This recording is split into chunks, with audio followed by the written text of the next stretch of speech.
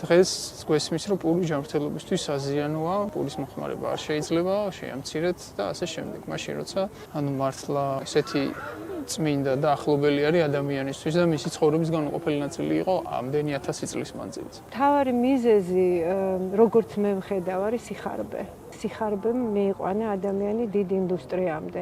მეორე მსოფლიო ომის მერე ძალიან დიდი ლოზუნგი იყო, ბევრი იაფი პური. ომის მერე ძალიან რთული იყო ეკონომიკის ამოწევა და უნდა დაეპურებინათ ეს ხალხი და შესაბამისად დავალება იყო მეცნიერებისთვის, რომ სელექციით მაღალ მოსავლიანი ჯიშები გამოეყვანათ. ადამიანმა მისცა დავალება, რომ ერთისგან 1000 მიეღო და მერე 10000. და ნახეთ ის რაც 100-ში იყო, ის სიკეთე გადანაწილდა 1000-ში. მერე 10000-ში და არაფერი არ დარჩა.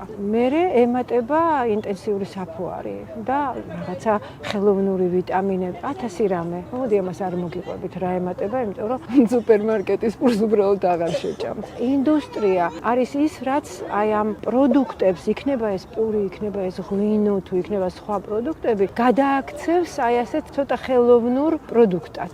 იმისთვის, რომ ეს იყოს ბევრი, ეს იყოს სწრაფი წარმოება და სამწუხაროდ საზიანოა ადამიანისთვის, საზიანოა გარემოსთვის, საზიანოა ფიზიკურ და სულიერ დონეზე.